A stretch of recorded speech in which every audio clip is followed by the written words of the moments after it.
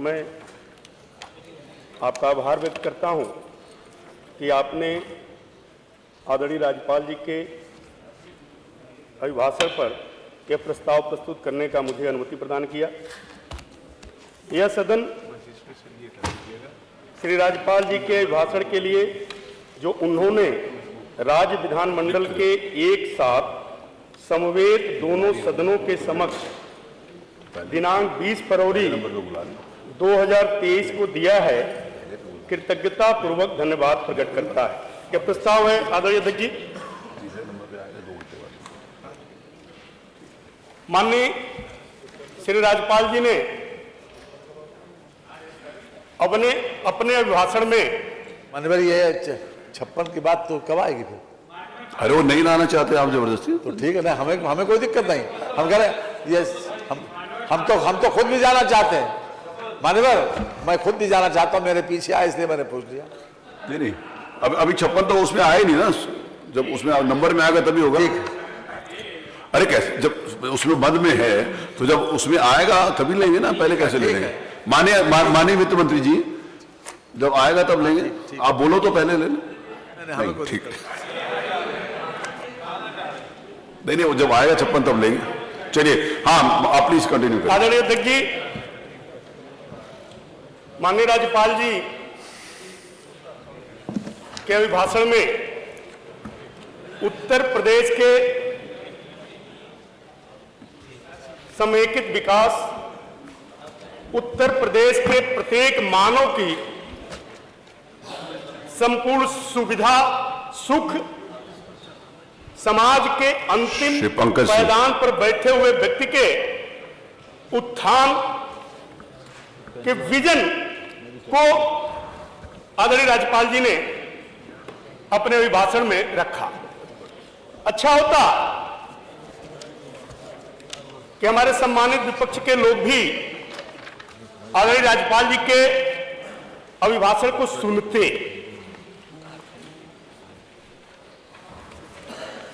आदरणीय राज्यपाल जी के अभिभाषण के दौरान हमारे सम्मानित विपक्ष के लोग सदन में हो हल्ला मचाने, हंगामा करने, तख्तियां दिखाने का काम कर रहे थे। आदरणीय अध्यक्ष जी, राज्यपाल जी मातृस्वरूपा और मातृशक्ति को प्रतिनिधित्व प्रदान कर रही थी। साथ ही साथ राज्यपाल जी ने जो अभिभाषण पढ़ा, जो अभिभाषण दिया, एक बहुत ही अचंभित करने वाला विषय यह था कि उसके प्रथम पेज पर जिनको ये लोग अपना आदर्श मानते हैं, नेता मानते हैं, स्वर्गीय श्री मुलायम सिंह जी नेताजी, उनके ऊपर उनको श्रद्धा सुमन भी उस अभिभाषण में दिया गया। लेकिन उस समय भी ये विपक्ष के लोग, समाजवादी पार्टी के लोग तख्तियां दिखाने का काम कर रहे थे, हो हल्ला मचाने का काम कर रहे थे। इससे यह झलकता है कि इनके मन में मुलायम सिंह यादव जी के प्रति भी कोई सम्मान का भाव नहीं है, क्योंकि यदि रहता तो निश्चित तौर पर ये लोग आदरणीय राज्यपाल जी के अभिभाषण को सुनते। अरे अधिष्ठाता महोदय, अभिभाषण के दौरान इनके द्वारा जो हो हल्ला मचाया गया, इससे यह भी प्रदर्शित होता है कि इनके द्वारा इनके मन में किसी भी प्रकार का महिला सम्मान का भाव नहीं है और न ही किसी पिछड़े वर्ग को ये शीर्ष पद पर देखना चाहते हैं और किसी पिछड़े वर्ग को इस तरह से उत्थान के भाव को लेकर के आगे बढ़ने का भी इनके मन में कोई भाव नहीं है। खैर, इन्होंने जो किया जनता ने देखा है और पूरे प्रदेश की जनता ने इस कृत्य को बहुत ही निंदा किया है, क्योंकि यह आदरणीय स्वर्गीय मुलायम सिंह यादव का अपमान था। यह राज्यपाल जी का अपमान था, यह महिला शक्ति का अपमान था, यह समाज के एक पिछड़े वर्ग के मातृशक्ति का भी अपमान था। यह पूरे समाज ने देखा। आदरणीय चाचा महोदय, इससे अभिभाषण में उत्तर प्रदेश को उत्तम प्रदेश बनाने का जो परिकल्पना है, उसके मार्ग प्रशस्त करने का भाव भी स्पष्ट रूप से दिखाया गया है, प्रस्तुत किया गया है। उत्तर प्रदेश के ग्रोथ इंजन बनने की जो परिकल्पना है, उसका भी पथ प्रशस्त करने का कार्य किया गया, बताया गया। उत्तर प्रदेश को वन पीरियड धारण इकोनॉमी का प्रदेश बनाने का भी एक स्वरूप का खाका बताया गया है। हम आदरणीय अधिष्ठाता महोदय, यह उत्तर प्रदेश राम राज्य की भूमि है। उत्तर प्रदेश प्रभु श्री राम की जन्मभूमि है, श्री कृष्ण की जन्मभूमि है, श्री विश्वनाथ धाम की नगरी, विश्व की सांस्कृतिक राजधानी, विश्व की सबसे पुरातन नगरी काशी की, यह काशी का यह उत्तर प्रदेश है। यहां पर विंध्य धाम है, यहां पर आध्यात्मिक पीठ से सामाजिक समरसता का भाव लेकर के काम करने वाले संत परंपरा गोरक्ष पीठ का यह प्रदेश है। यह प्रदेश ब्रज क्षेत्र है, यहां पर यह अयोध्या धाम यहां पर है, विंध्य धाम यहां पर है, तीर्थराज प्रयाग यहां पर है, चित्रकूट है। यहां पर यह वही प्रदेश है जहां पर भगवान बुद्ध ने अपने संदेशों को प्रवाहित किया था। यह वही भूमि है जहां पूज्य रविदास, संत शिरोमणि रविदास ने जन्म अवतार लिया था। यह वही भूमि है जहां कबीरदास ने जन्म लेकर के साखी और अनेक प्रकार के शब्द की रचना के माध्यम से समाज के सामाजिक समरसता का भाव आगे बढ़ाया था। वाल्मीकि, महर्षि वाल्मीकि, आदि कवि महर्षि वाल्मीकि का यह प्रदेश है। गोस्वामी तुलसीदास जी का भी प्रदेश है, जिन्होंने श्री रामचरितमानस के माध्यम से सामाजिक मर्यादाओं को चिन्हित किया, और जो भी मर्यादा को मानता है वो श्री रामचरितमानस को अवश्य मानता है, श्री रामचरितमानस का सम्मान करता है, उसकी पूजा करता है, उसकी पाठ करता है। यह श्री गोस्वामी तुलसीदास की भूमि है। निषाद राजगुरु की भी भूमि है, महाराजा सुहेल देव की भी भूमि है, जिन्होंने चित्तौरा के झील पर गाजी को धूल चटाने का काम किया था। यह महाराजा सुहेल देव की भूमि है।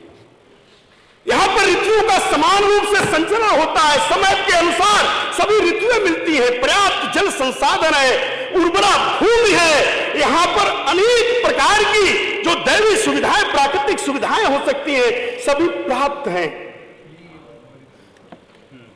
रामराज की परिकल्पना भी यहीं से हुई थी अधिष्ठाता महोदय, लेकिन दुख होता है 2017 के पहले इस भूमि पर गुंडा राज काबिज हो गया था, अपराध तंत्र हावी हो गया था। राज सत्ता के संचालन में, राज सत्ता के संरक्षण में माफिया और अपराधियों द्वारा व्यापारियों से गुंडा टैक्स मांगा जाता था। अपराधियों का राज था, अपहरण भोग के रूप में यहां पर मान्यता राज सत्ता के द्वारा दे दी गई थी।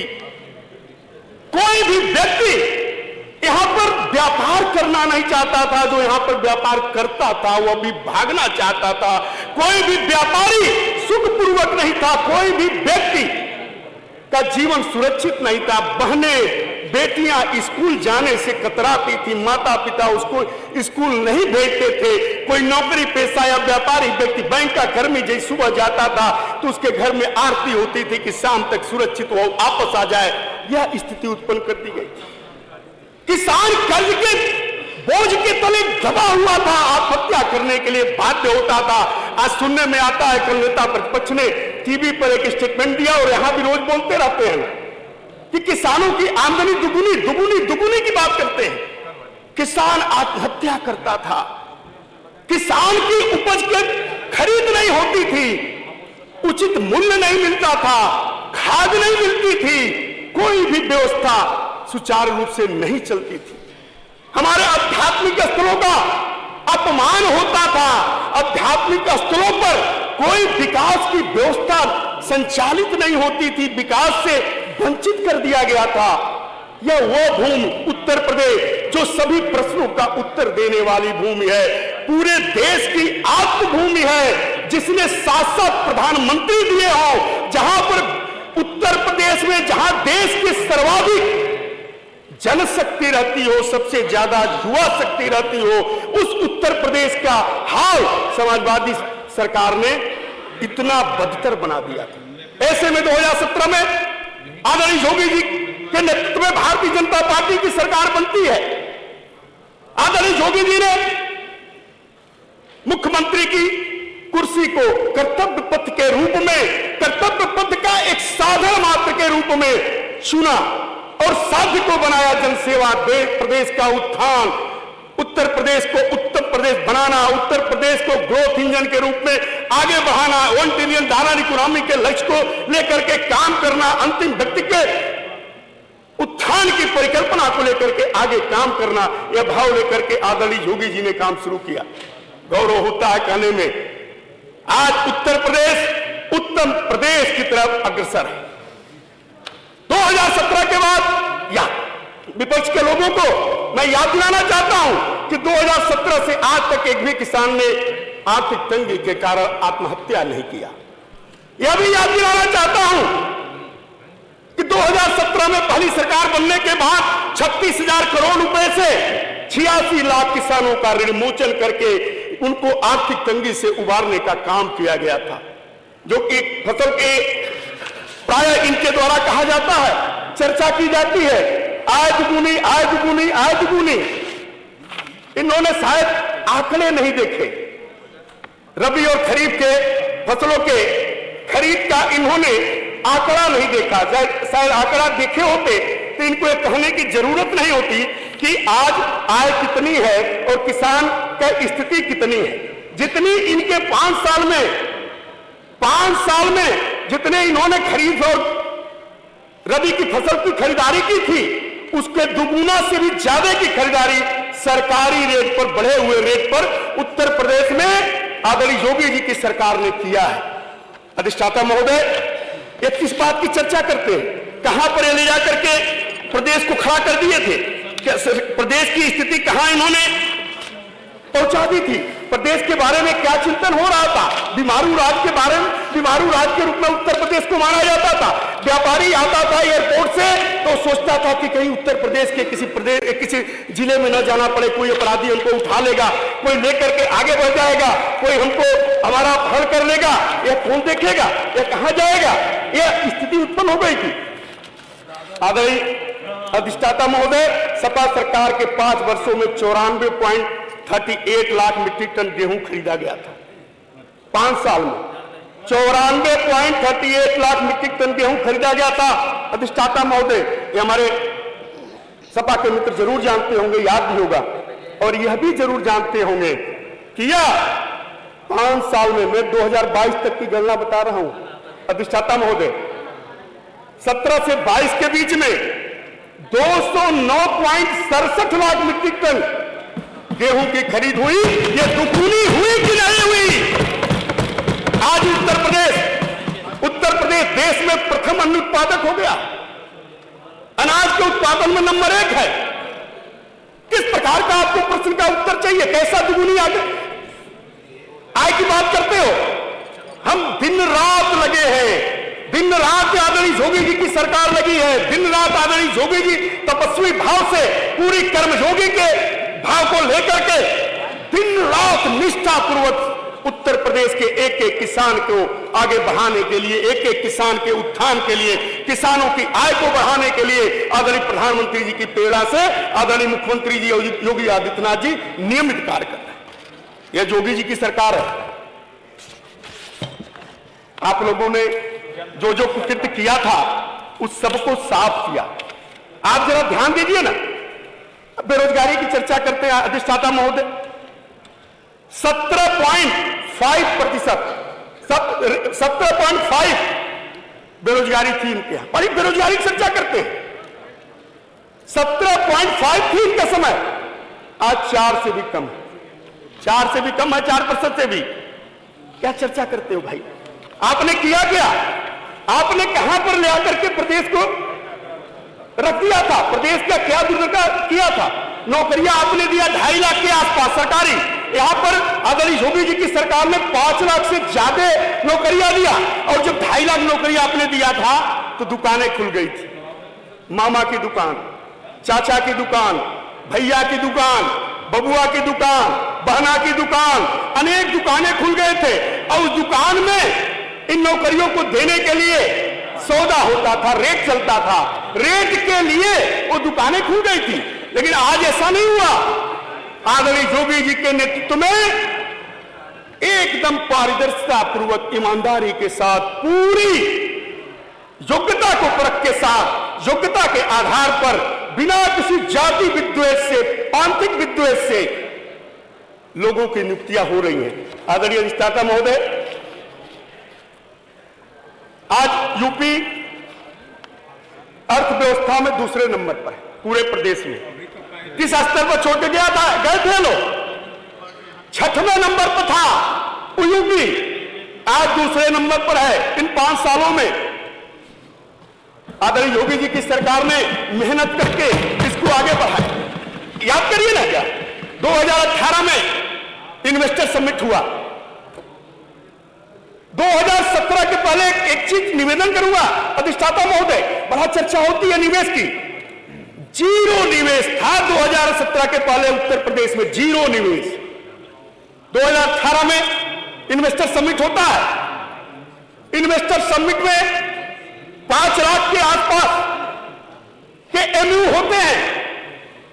2018 के बाद जब एमयू होने के बाद ग्राउंड ब्रेकिंग सेरेमनी होने लगती है, इसी बीच में वैश्विक महामारी कोरोना आ जाती है। कोई प्रभाव नहीं पड़ा। कोरोना आने के बाद भी आदरणीय मुख्यमंत्री जी ने, आदरणीय योगी जी के नेतृत्व में अभूतपूर्व तरीके से प्रदेश के एक एक जनता की जीवन की रक्षा के लिए, चिकित्सा की व्यवस्था के लिए, उनकी किसी भी तरह से उनके ऊपर कोरोना का प्रभाव न पड़े, इस भाव को लेकर के काम करते हुए विकास की गति को आगे बढ़ाया गया। और इन्वेस्टर समिट में 2018 की जो एमयू हुए से उसके सापेक्ष 4 लाख करोड़ के बिजनेस संचालित हो गए, इंस्टॉल कर लिए गए। और उस 4 लाख में से जो इंस्टॉल किए गए उसमें ज्यादातर बिजनेस, ज्यादातर उद्योग इस समय फंक्शनल हो चुके हैं। अधिष्ठाता महोदय, आदरणीय अधिष्ठाता महोदय, ईज ऑफ डूइंग बिजनेस 14वां स्थान था पूरे देश में। जो प्रदेश है उसमें 14वां स्थान था।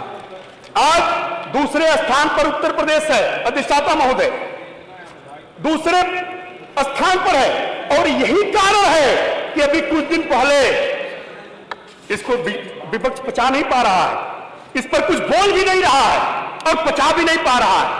अभी कुछ दिन पहले ग्लोबल इन्वेस्टर समिट हुई, जिसमें देश के सभी औद्योगिक घरानों के साथ साथ 40 देशों के औद्योगिक प्रतिनिधि, 40 देशों के औद्योगिक प्रतिनिधियों ने आकर के भाग लिया। और 33,50,000 करोड़ के इन्वेस्टमेंट के एमयू हुए। 33,50,000। एकदम ये सोचने से, इनके सोच से भी परे है।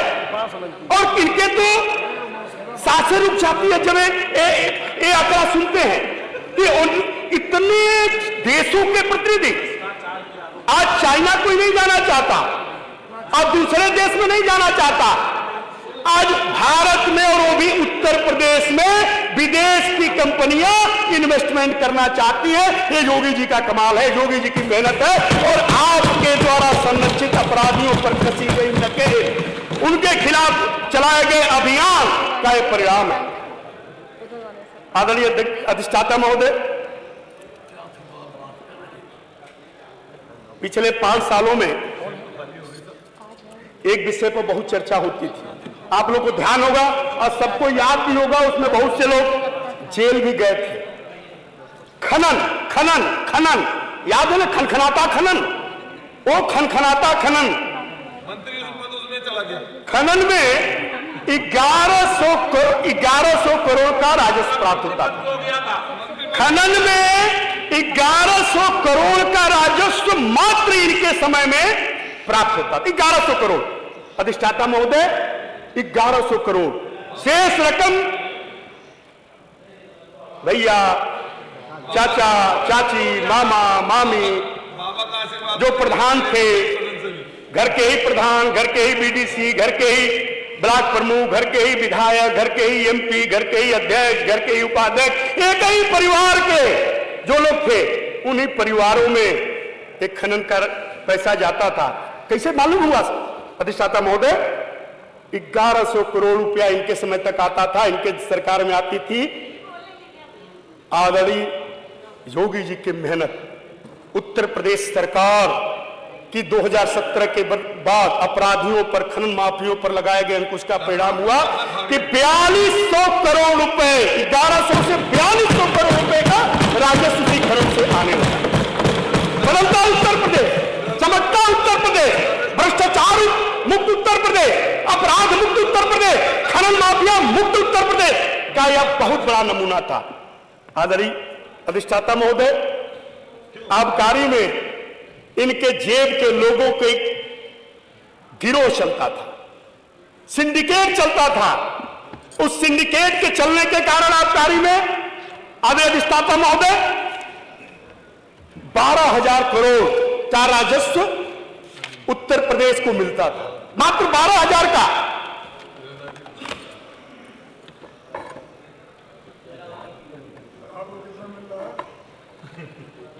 सिंडिकेट को समाप्त किया गया, सिंडिकेट को तोड़ा गया।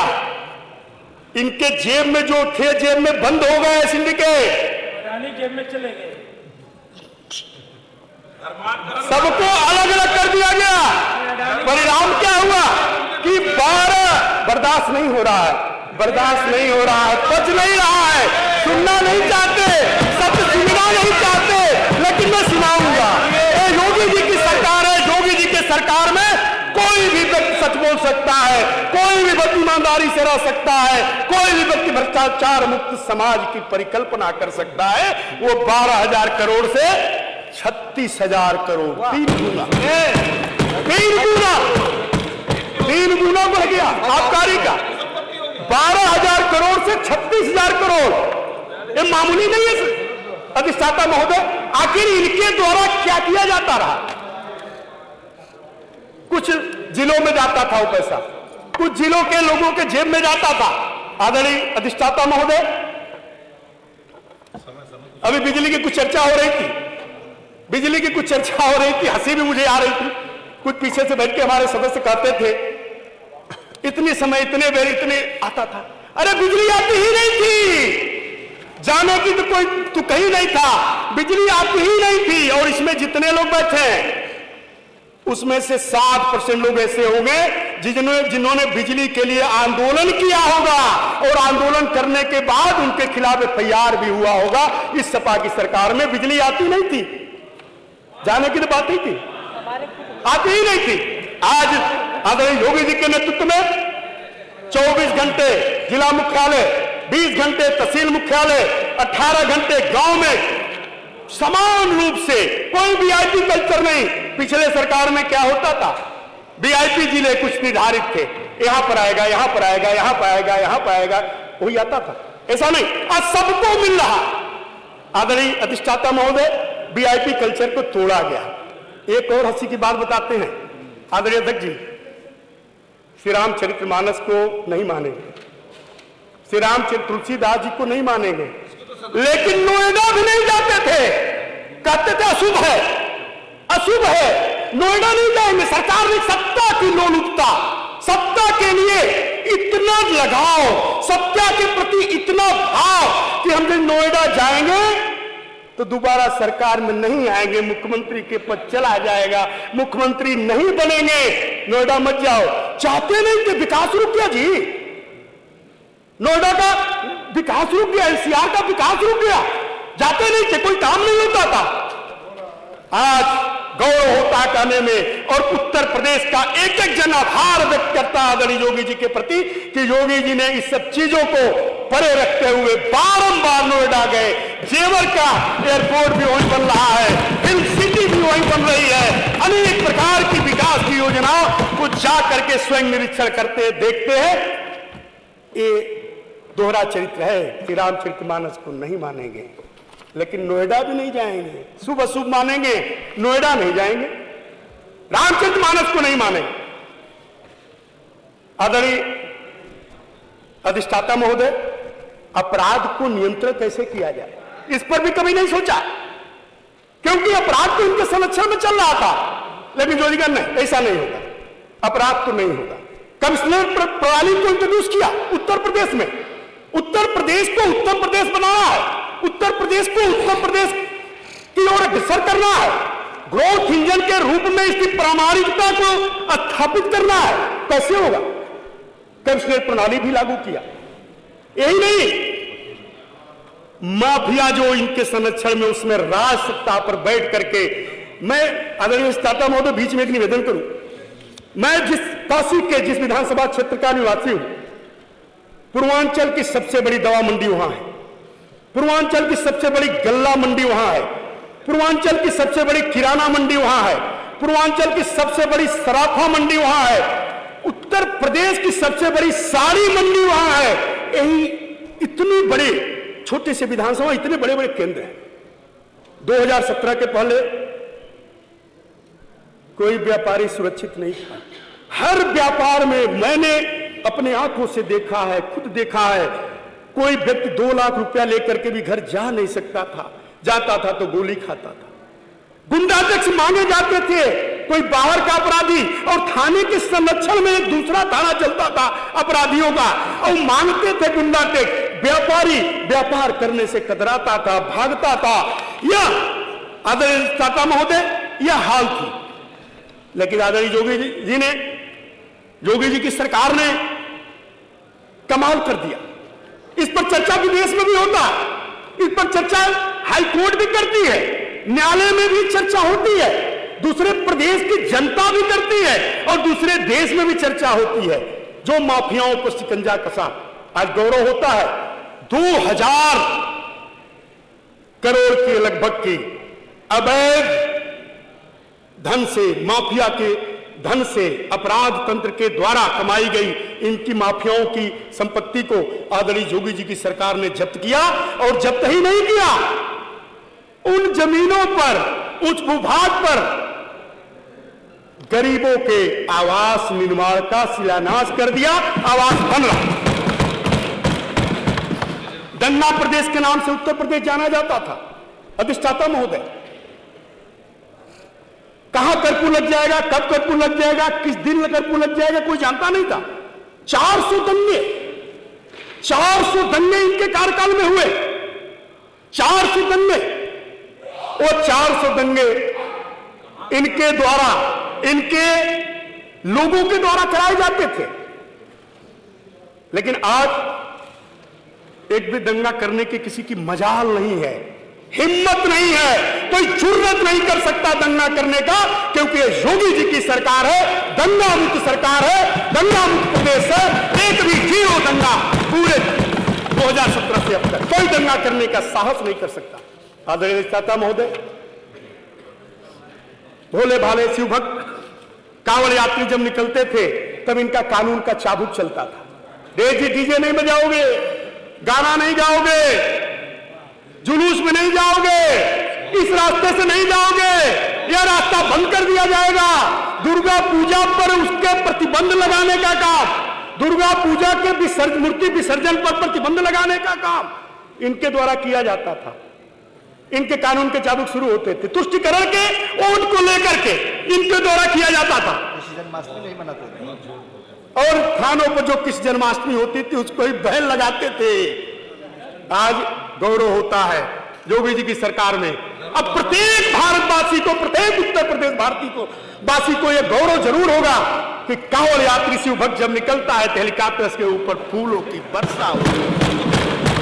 हर थाने में सरकार के द्वारा कहा जाता है कि कृष्ण जन्माष्टमी धूमधाम से मनाओ। यह तो आपने अपना समय पिछले दिनों 20 तारीख को भी यही कह करके कि झूठा अभिभाषण मत करो, झूठा अभिभाषण मत कर, बोलते बोलते पूज्य मुलायम सिंह यादव को भी भुला दिया, उनको भी अपमानित कर दिया था। 2 दिन पहले फिर शुरू किए हैं। अरे सच को सुनिए भैया, सच को सुनने का आदत डालिए। लव जिहाद सनक्षण में होता था। बहन बेटियां, घर के माता पिता डरते थे, लेकिन अब ऐसा नहीं होता जी। अब किसी स्कूल पर सौदे नहीं दिखाई देते, इन लव जिहाद वाले भी नहीं दिखाई देते, और जब दिखाई देते हैं तो उनको उनके भाषा में और भी अच्छी तरीके से, पूरे सदाचार सिखाने के तरीके से उनको व्यवस्था देके उनको सजा भी दी जाती है और उनके खिलाफ कार्रवाई भी की जाती है। और हमारी पुलिस विभाग में जो बहनें हैं वो सिविल ड्रेस में आसपास विद्यालयों के रहती हैं और दौड़ा के कॉलर पकड़ करके उनकी धुनाई भी करती हैं। आज लव जिहाद कोई नहीं कर सकता। एंटी रोमियो एक्ट पूरी तरह सक्रिय है। आदरणीय अधिष्ठाता महोदय, गरीब अंधेरे में रहने के लिए बाध्य था। बड़ी गरीबी की बात करते हैं, बिजली की भी चर्चा करते हैं। गरीब के पास इतनी पैसा नहीं था कि वो बिजली ले सके, लेकिन आदरणीय योगी जी की सरकार ने, नोट कर लीजिए, याद भी होगा आपको, 3 करोड़ से ज्यादा ऐसे गरीब परिवारों को उत्तर प्रदेश में 3 करोड़ से ज्यादा गरीब परिवारों को निःशुल्क बिजली का कनेक्शन दिया। और यही नहीं, उनके यहां एलईडी बल्ब की भी व्यवस्था की, एलईडी बल्ब की भी व्यवस्था की। आज गरीब का लड़का लालटेन में नहीं पढ़ता है, आज बिजली के बल्ब में पढ़ता है, मेडिकल क्वालिफाई करता है, इंजीनियरिंग क्वालिफाई करता है, आईएएस भी बनता है गरीब का रिक्शा चलाने वाले का लड़का, क्योंकि आदरणीय योगी जी ने इसी व्यवस्था की, उनको विद्युत की व्यवस्था की, उनका बिजली का कनेक्शन निःशुल्क दिया। आदरणीय अधिष्ठाता महोदय, रोजगार की चर्चा करते हैं, ये तो जानते ही नहीं कि रोजगार क्या होता है, क्योंकि रोजगार के बारे में तो इनकी व्यवस्थाएं दूसरी थी। इनका रोजगार तो अपराध तंत्र से निकलता था। इनका कोई अपराध के बारे में इनका जो चिंतन होता था वो यह होता था कि यही अपराध ही रोजगार है। इनके रोजगार और अपराध में कोई अंतर नहीं होता था, इसलिए कोई इन्वेस्टमेंट तो हुआ नहीं, कोई इंडस्ट्री तो लगी नहीं, जो इंडस्ट्री लगी थी वो भाग रही थी। लेकिन आदरणीय योगी जी की सरकार ने 5 सालों में 1,75,00,000 लोगों को अपने पैरों पर खड़ा किया, स्वयं रोजगार, सेल्फ रोजगार देने का काम किया, अलग अलग व्यवस्थाओं में उनको रोजगार प्राप्त हुआ है। आदरणीय अधिष्ठाता महोदय, स्कूल, प्राइमरी स्कूल, प्राथमिक स्कूल, बड़ी चर्चा करते रहते हैं कभी कभी। विद्यार्थियों की संख्या घट रही थी, शिक्षक नहीं थे, कोई नियुक्ति नहीं करते थे, शिक्षा मित्र रख देते थे, नियुक्ति नहीं करते थे। जब नियुक्ति करते थे तो दुकान खुल जाती थी, नियुक्ति करते थे दुकान खुल जाती थी।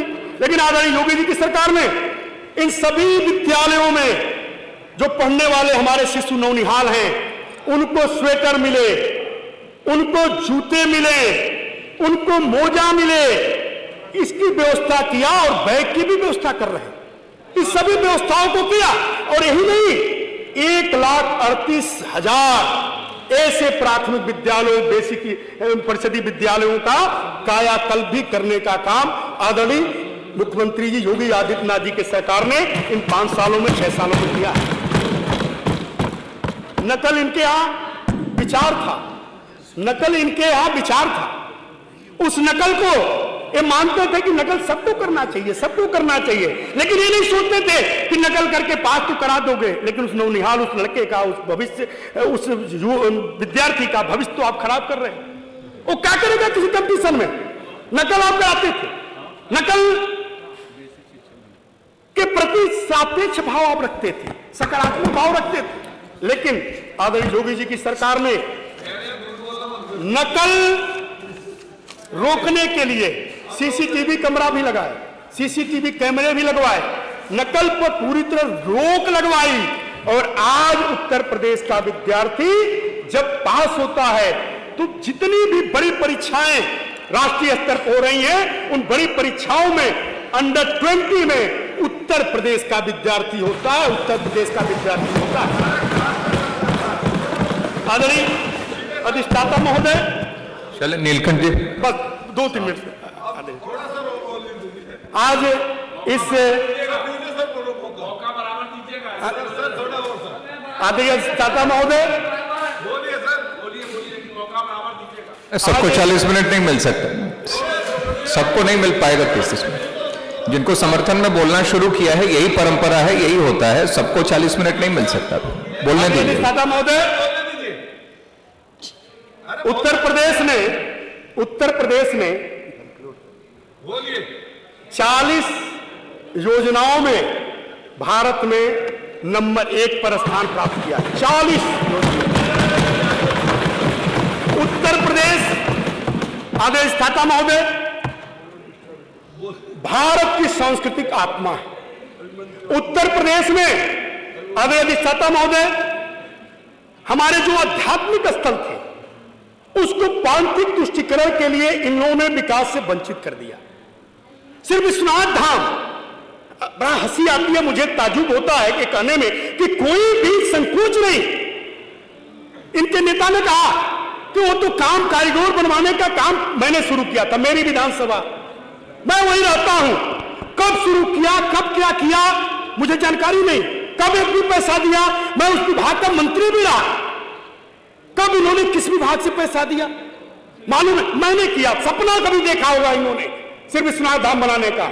सच्चाई तो यह है कि 1916 में महात्मा गांधी पूज्य बापू जब श्री काशी हिंदू विश्वविद्यालय के लोकार्पण के कार्यक्रम में आए थे तो उन समय उन्होंने वहां के गलियों की गंदगी के बारे में चर्चा किया था। लेकिन न तो इन्होंने सुनवाई हुआ, न तो कांग्रेस जो कि उनके नाम पर, पूज्य बापू के नाम पर लगातार सत्ता में बनी रही, उसने भी नहीं सोचा। लेकिन आदरणीय मोदी जी ने सोचा, उनकी प्रेरणा, उनके मार्गदर्शन से आदरणीय योगी जी के नेतृत्व में श्री विश्वनाथ धाम भव्य रूप में आकार ले चुका। अब गौरव होता है अधिष्ठाता महोदय, गौरव होता है, ये कहने में गौरव होता है। और इनको भी पता करनी चाहिए, थोड़ा सा अनुभव और पढ़ाई भी करनी पड़ेगी। इसके लिए उस काशी में जहां पर 10,000 20,000 लोग आते थे, विशेष तिथियों पर 1 लाख 1.5 लाख आते थे, अधिष्ठाता महोदय रोज 1 से 1.5 लाख लोग आते हैं। और जीएसटी विभाग की रिपोर्टिंग है, पता कर लेना क्या करके कि साल भर में, 1 साल में श्री विश्वनाथ धाम में के कारण काशी की जीएसटी में 35%, 35% का ग्रोथ हो गया है। और वहां पर होटल के कमरे नहीं मिलते, ये जाएंगे इनको भी नहीं मिलेंगे। चलिए अब समाप्त किया जाए, 2-3 मिनट, अब समाप्त किया जाए। समाप्त कर अधिष्ठाता महोदय, समझ कर वहां पर नाविक जिनकी चर्चा करते हैं उस काशी में, उन नाविकों को सीएनजी देखे नहीं होंगे, जाके देखना चाहिए। सीएनजी इंजन मिला 1800, वहां पर नाविक हैं 1800 को मिल गया है और हराते हुए कर रहे हैं। देखे होंगे तभी जीएसटी बढ़ा है। अधिष्ठाता महोदय, अयोध्या धाम, मुझे याद है कि अयोध्या धाम में 2017 में जब सरकार बनी थी, माननीय मुख्यमंत्री जी के मार्गदर्शन में वहां पर दीपोत्सव का आयोजन होने जा रहा था, हम लोग गए थे। सड़कों पर, इनकी भाषा में बताता हूं, सड़कों पर नावदान बह रहे थे, गलियों में पंडोहा बह रहा था, इनकी भाषा बता रहा। गंदगी का व्याख्या नहीं किया जा सकता। रोंगटे खड़े होते उस स्थिति को देख के। हमारे संत समाज के लोगों ने आकर के, मैं स्वयं गया था, चूंकि कहा, अपनी व्यथा बताई, विकास से वंचित कर दिया था। आज श्री अयोध्या धाम में माननीय सुप्रीम कोर्ट के आदेश से, ट्रस्ट के माध्यम से, आदरणीय प्रधानमंत्री जी के सही प्रयास से, गृह मंत्री जी के प्रयास से, आदरणीय मुख्यमंत्री जी के नेतृत्व में भव्य राम मंदिर तो बनी रहा है। साथ ही साथ एक चीज और इनको जानकारी होनी चाहिए अधिष्ठाता महोदय कि अयोध्या के लिए विजन डॉक्यूमेंट भी तैयार हुआ है। अयोध्या को विश्व की सबसे, याद कर लीजिएगा, विश्व की सबसे सुंदरतम नगरी बनाने को लेकर के काम भी चल रहे हैं। और यही नहीं, अयोध्या में भी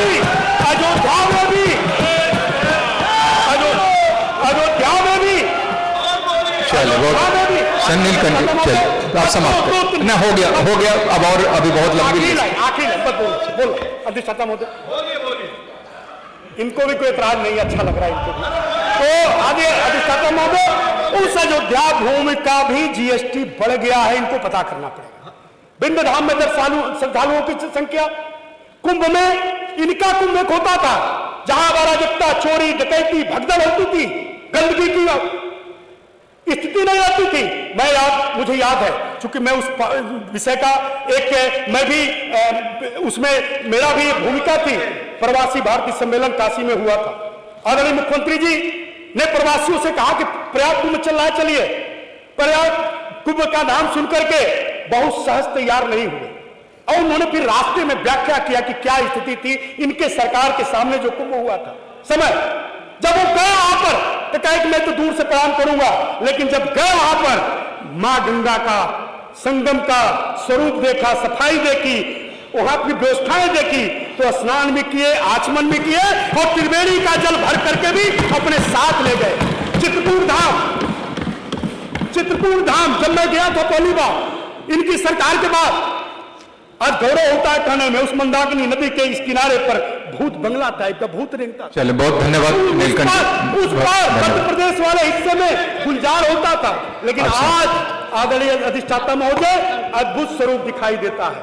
नमिषारण में भी यही व्यवस्था, सूख तीर्थ में भी यही व्यवस्था और बजट तीर्थ में 216 ऐसे आध्यात्मिक स्थलों का विकास, जिसमें इनको पता ना अच्छा लगेगा कि नहीं, ये कभी गए कि नहीं। रसकान की समाधि और ताज बीबी का मकबरा भी बना है, जो कृष्ण भक्त थे, इनको जाकर के जरूर देखना चाहिए। देखेंगे तो इनको आनंद की अनुभूति होगी।